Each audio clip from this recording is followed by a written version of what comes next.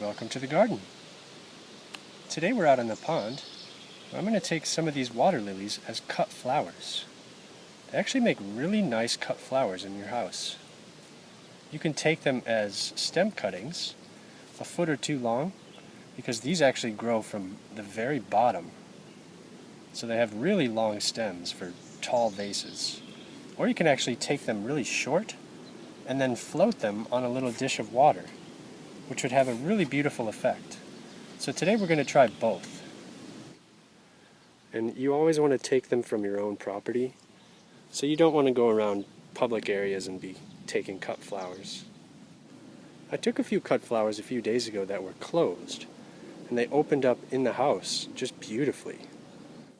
I've never actually smelled these before, because it's just an awkward place to kind of stick your head and smell close to the water if you're in a boat.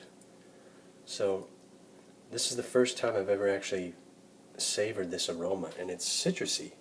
It smells like oranges. So when they started off closed like this, there was a little spider that was trapped in the night before, in between some of these petals. So I brought him back down to the pond. So we might get another one here in this other bud. But it looks like they're starting to open up a little. So I'm going to switch over to time-lapse and we'll see if we can get some blossoming footage of these beautiful water lilies.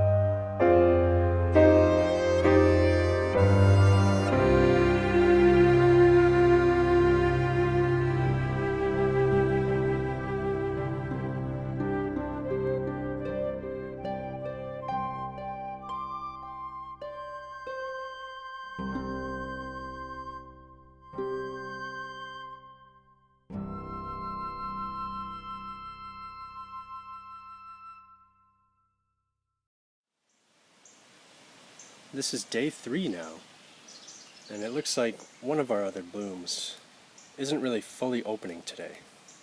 And last night I got rid of the one that never bloomed, but this one is actually still in full bloom. It's pretty amazing. 3 days after being cut, it's still just sitting in the same tap water. I didn't add any solution or sugar, just regular room temperature tap water. And it's done incredibly well. So whether they're day blooming or night blooming, they should open up even a few days after being taken as cut flowers.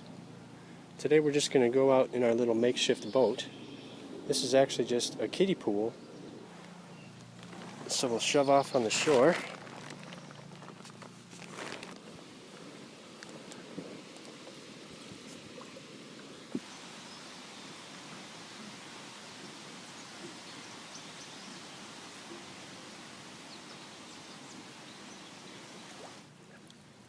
But now I can just kind of ferry us around,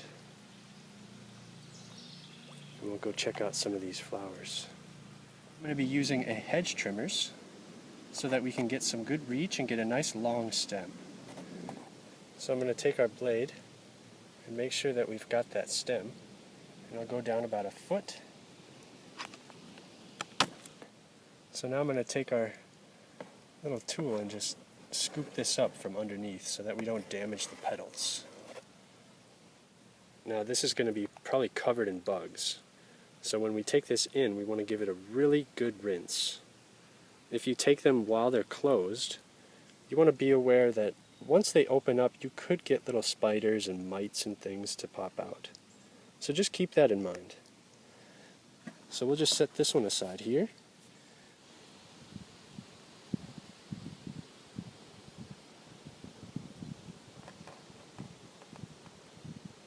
Looks like a little firefly out here on the lily pads.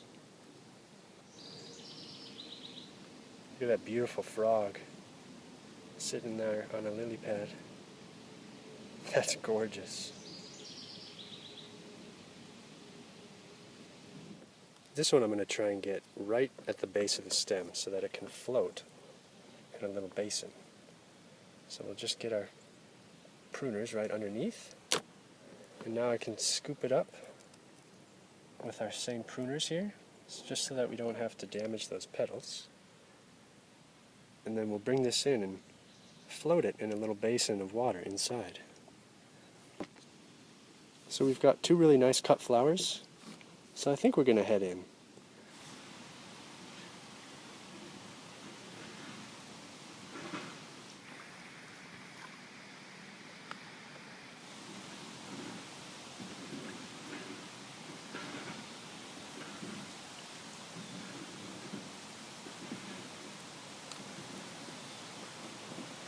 Now I want to rinse these off really well.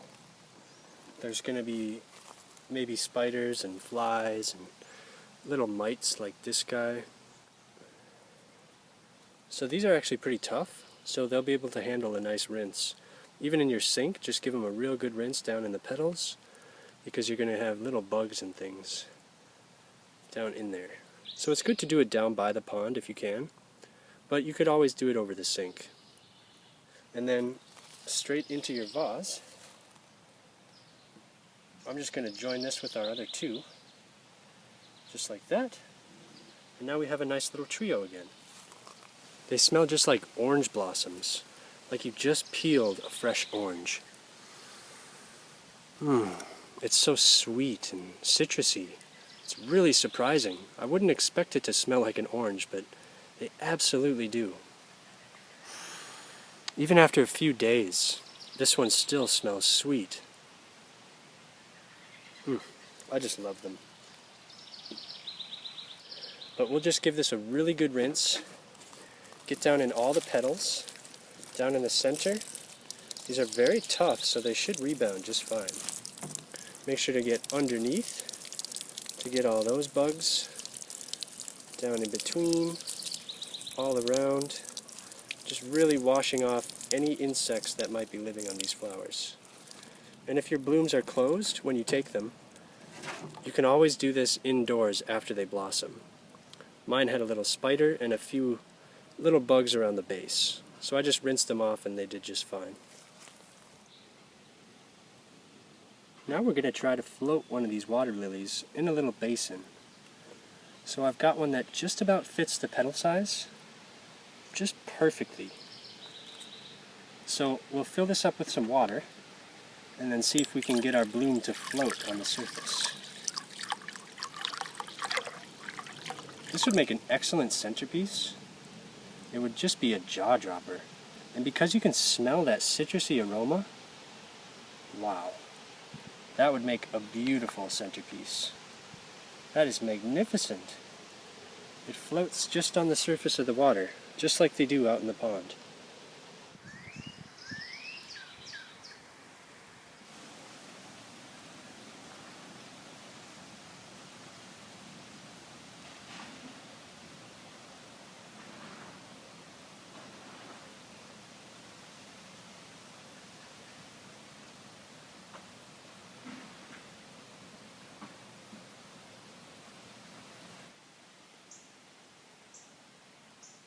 So I hope you give this a grow in your garden.